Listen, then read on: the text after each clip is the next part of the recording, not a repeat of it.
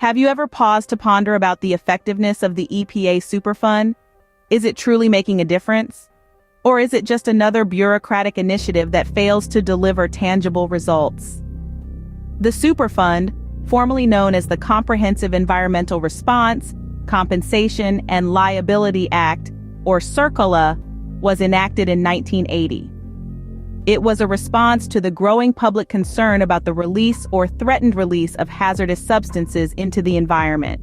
In 1986, the Superfund Amendments and Reauthorization Act, or SARA, was passed. It emphasized the importance of permanent remedies and innovative treatment technologies in cleaning up hazardous waste sites. SARA also encouraged greater citizen participation in making decisions on how sites should be cleaned up. Fast forward to the 21st century, and the Superfund has seen many developments. In 2002, the Small Business Liability Relief and Brownfields Revitalization Act was signed into law.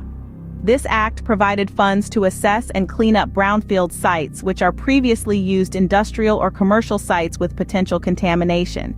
Then in 2010, the EPA announced the addition of 10 new sites to the National Priorities List, a list that guides the EPA in determining which sites warrant further investigation for possible inclusion into the Superfund program. So, with this vast timeline spanning over 4 decades, has the Superfund been effective? The answer is complex, as it is with most things that involve environmental health and policy. There have been undeniable successes. Thousands of contaminated sites have been cleaned up, and many have been returned to productive use.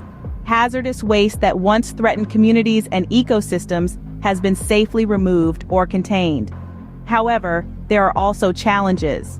Funding for the Superfund has fluctuated over the years, with some arguing that it is not sufficient to tackle the scale of the problem.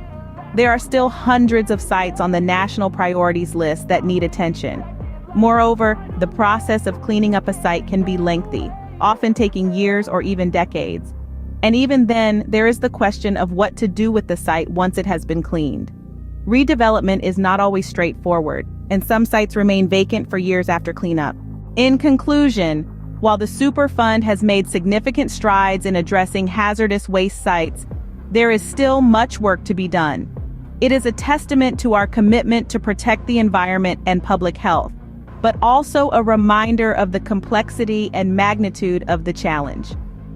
So the next time you hear about the Superfund, remember its long history, its achievements, and the challenges that lie ahead. And perhaps consider how you too might play a part in shaping its future.